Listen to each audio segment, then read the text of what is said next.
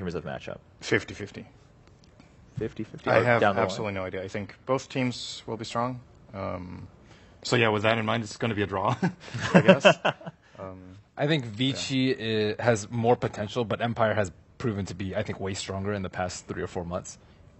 Okay, what about you, Winter? I think it's 50-50. Anyone can take it. It's very hard to say because it's the first series that each of the teams are playing. We haven't seen anything at all. So, I mean, 1-1, I feel it's more than likely will happen. Like maybe someone will surprise the opponent with something that's new, or they need some time to get into the zone, you know. That's true. Obviously, again, both teams playing their very first match. So in some ways, they're starting on even ground. No one's had kind of more warm-up time than the other in this one for Group B. Also, let's talk about kind of team styles before we go into the draft so that we have more time to analyze the draft itself once we start. Is there anything we want to look out for, very specific in terms of, well, this team so far has tended to prefer certain heroes? I mean, obviously, we've discussed other ones in the past. Are there any repeats carrying on over from the other teams we saw earlier, like Undying? Wisp. I think. That's not really a repeat, but this is going to be a hotly contested hero, I think. Vici Gaming is one of the only Chinese teams that actually prioritizes drafting the IO in a lot of games.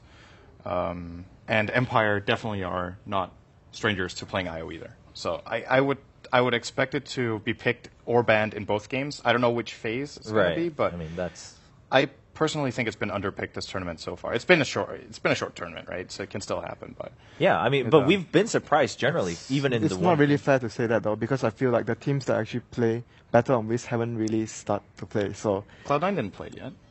2 series. Yeah, that's the only team that comes to my mind. The rest of the teams. MMY plays it for LGD. Yeah, they did have it like one game, didn't they?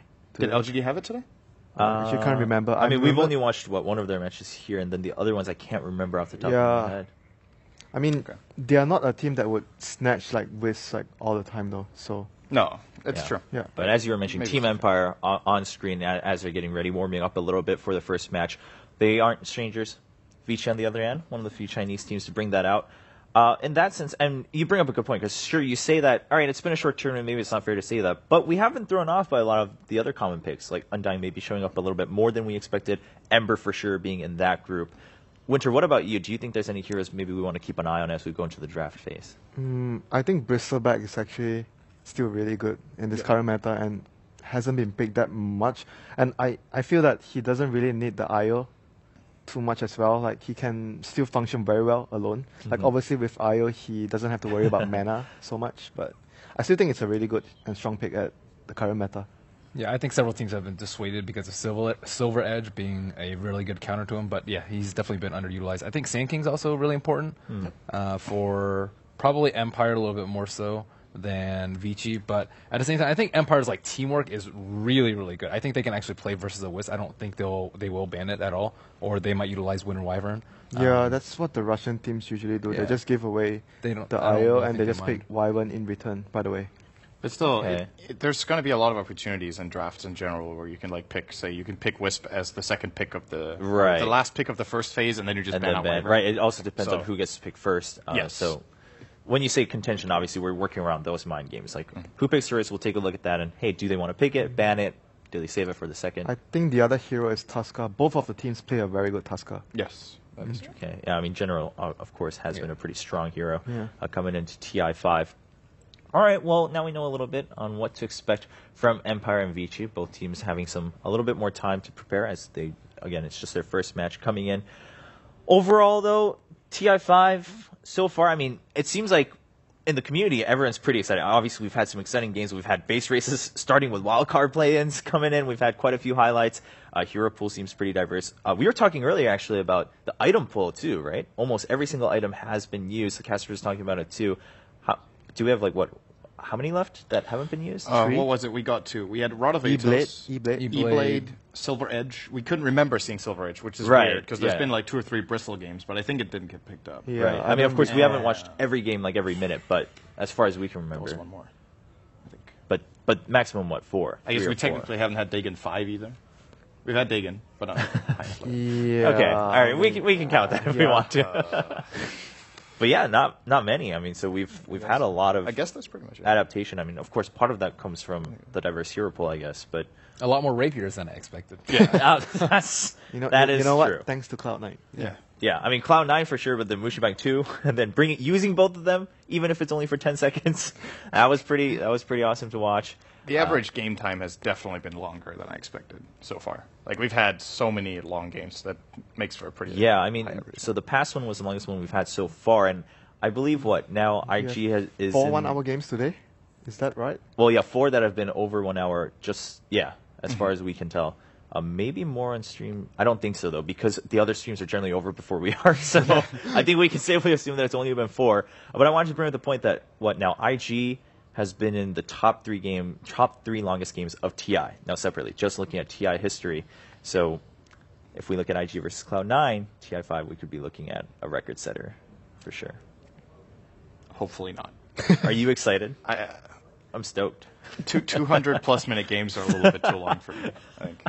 Yeah, 200-plus minutes. What about, 120-plus, over 2 hours? How's that? What's the TI record, actually? It's definitely I was over looking 100. But I can't remember if earlier. I think it was last year. Yeah. I think I remember there was one. I thought it was TI3. TI3, yeah. The TI3. longest TI game was Was it the game where with DK versus another team? It was DK. It was IG. DK because Yeah. it was DK with burning. IG. It was with burning in that game, and it was 10 really slot long. Lone Druid. It almost actually got to the dream where you actually have 12 slots on Lone Druid. It was Ooh. really close to that. Yeah, that's a goal to look forward to. Yeah, we used to talk about it. Okay, they have Lone Druid. In case the game goes long enough, you have 12 slots. All right, let's not give the players any ideas, right? Like trying to set their own little records. Like I had the 12 slot Lone Druid.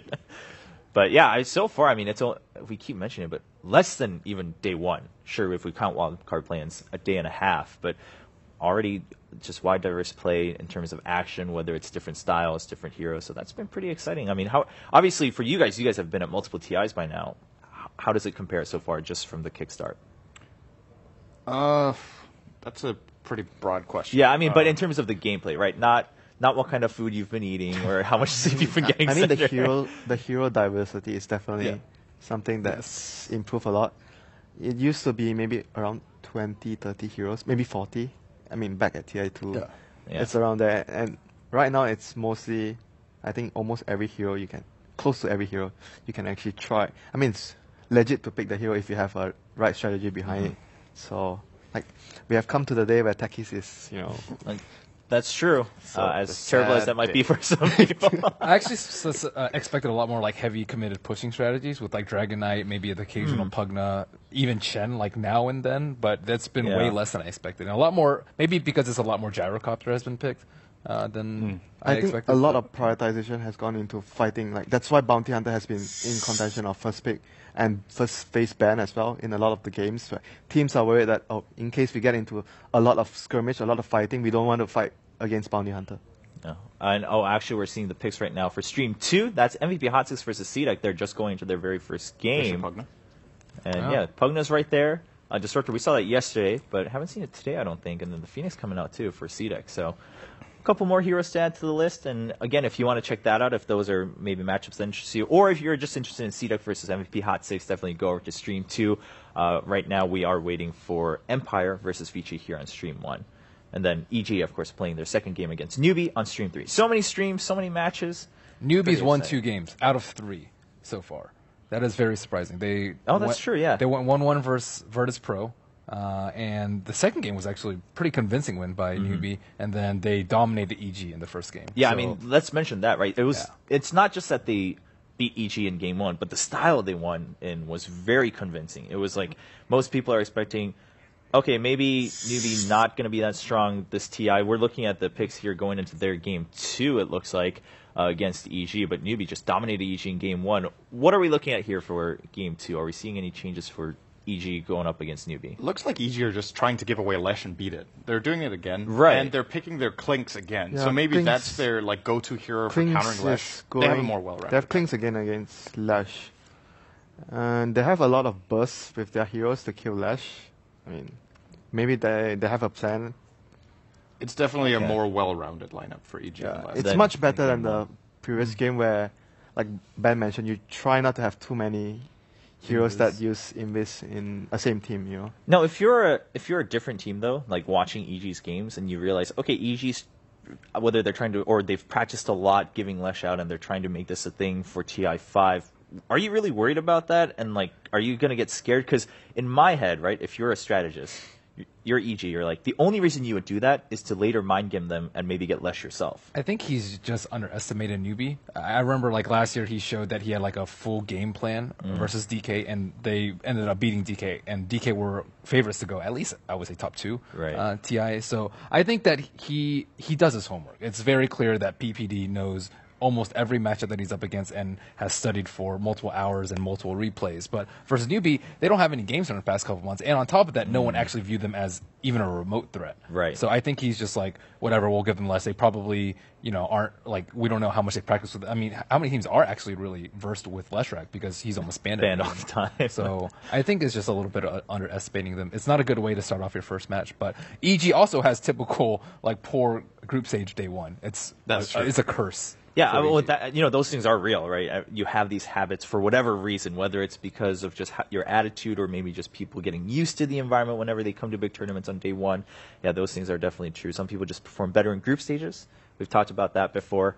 But now it looks like Empire versus Vici Gaming is ready. So again, I mean, if you want to find out if EG can make that work in Game 2, and hey, if they win that time, right, a lot of what we talked about maybe is going to change a little bit. So head over to Stream 3. For EG versus Newbie on Stream 2, it will be CDEC versus MVP Hot 6 in their first game of the best of 2. And here, we're about to go into Game 1 of Empire versus Vici Gaming. Empire, their first game here at TI5. And same with Vici Gaming, so this is a pretty important start for both teams. Also in Group B, we haven't had many matches yet, so we just saw what happened in Group A, right? LGD goes 2-0 on day one. They're already in the lead. They're feeling pretty good. They simply need to 2-0 two other teams. Not that that's easy. Easier said than done. But if they do that, they're feeling solid going into the main stage. I think if they get one more 2-0, they're almost guaranteed top 4. If top not